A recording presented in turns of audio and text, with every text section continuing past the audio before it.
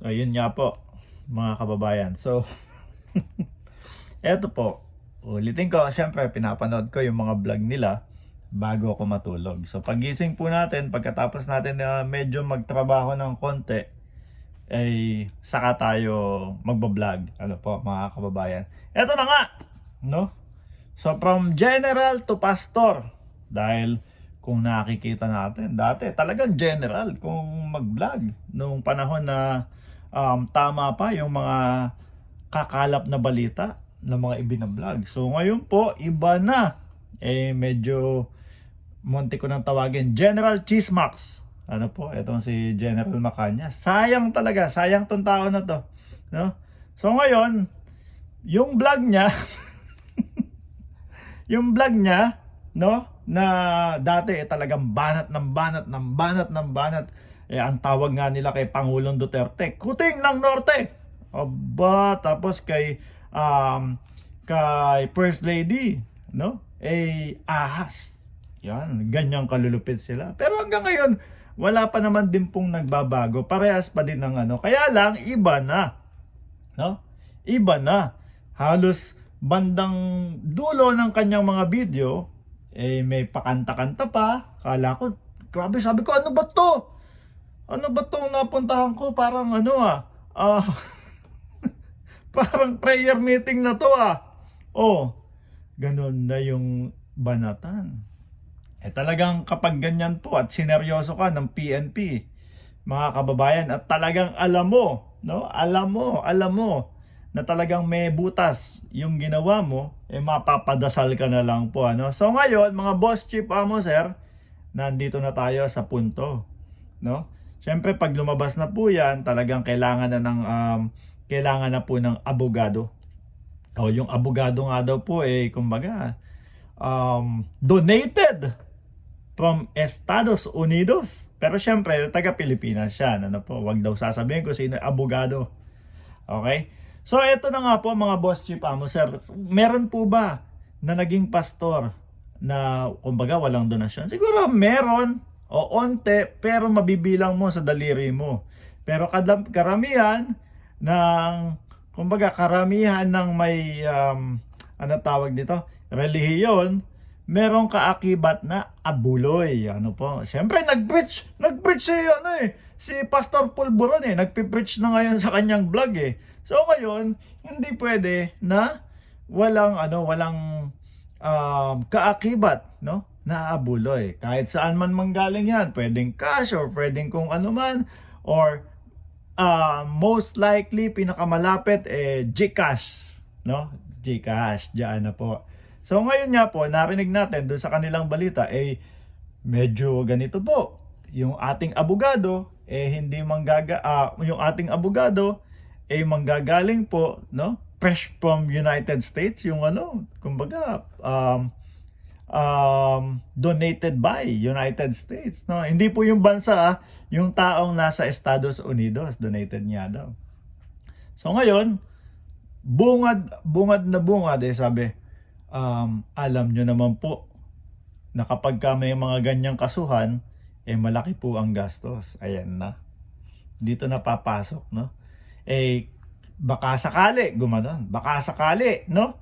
Na kulangin po yung kinikita natin sa YouTube, baka humingi po kami, no? Ng konting tulong, nandyan na. Ako po mga kababayan, hindi mapapaikot ako sa mga ganyan Ano?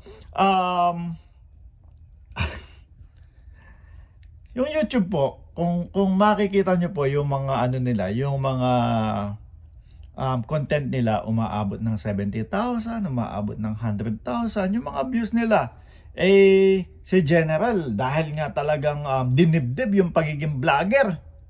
Ano po, dahil nga, syempre, ang laki ng kita ng YouTube tapos, madaming views yung nasa Estados Unidos. Gaya na din ako. Gaya na lang din ako. Ang daming views niyan. Ayoko na din kay PBBM. Diyos ko Lord. So, yun, nahawa. Naging marites. Kaya lang, ang kasamaang palad, yung dalawang nasa ibang bansa, no? Nag-convert na nung kanilang citizenship. Hindi na mga, kumbaga, baka merong dual, pero may mga Pilipino, kumbaga, meron silang ano ba, pangalawang bahay na pwedeng pagtirhan kung hindi na sila allowed sa Pilipinas. Si General, yun ang problema ni General, naiwan sa ere. Although nandyan pa din sila, kaya lang siya yung sumasalo ng bunga o dulot ng chismax nila. Siya yung nasa Pilipinas Diba? Siyempre, yung iba dyan, pagdating sa Pilipinas, hindi maaari na hindi sila malamang magaya kay General. Wag po kayong maniniwala sa mga pinagsasasabi niyan, mga yan, na ginigipit sila. Meron po talaga silang ginawang mga pagkakamali. Ano po? Sabihin mo ba naman na yung AFP at PNP ay kumbaga may plano, no, na destabilisasyon sa ating gobyerno, kinakausap si PBBM para mag-resign, wala naman daw katotohanan. Sinasabi nila sa vlog nila, wala naman kaming pinangalanan, hindi naman namin sinabing si ganito, si ganyan, hindi naman namin sinabing si Bronner, at hindi naman namin sinabi na yung chief of staff ng PNP. Bakit nyo nasabing ganyan? Pero may picture naman doon sa thumbnail. Hindi nga pinangalanan, pero pinicturean kasama sa thumbnail. Ano po? So, wag po kayong maniniwala na hindi kakayanin ng pera ng YouTube. Umaabot po na ang roughly estimate ko sa kinikita, 5 beses hanggang 8 beses yata mag-vlog sa isang araw yan tapos 70,000, 100,000 ang views. Siguro kumikita ng ranging yan from 200,000 hanggang kalahating milyon, or siguro baka umaabot pa, lakpas pa ng onte. Kapag ka naman po umattend si attorney sa kanyang hearing, so 1 beses o 2 beses, pinakamadami na yung 2 beses sa isang linggo, sa isang buwan. Kadalasan niya 1 beses sa isang buwan, so ganyan, no? Appearance fee lang, sabihin mo ng 10,000 yung appearance ng attorney nyo, o 15, no? So sa isang buwan 30,000.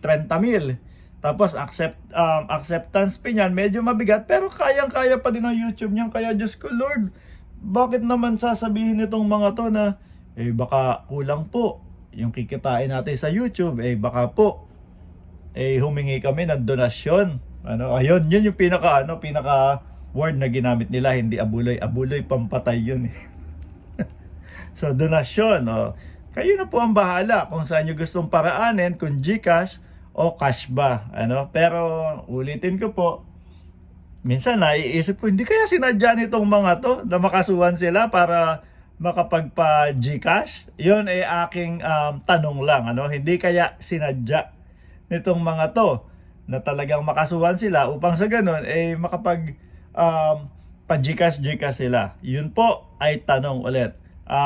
Pastor Pulboron, mamaya po makikinig ako sa inyo. Ano po ba homily natin mamayang gabi?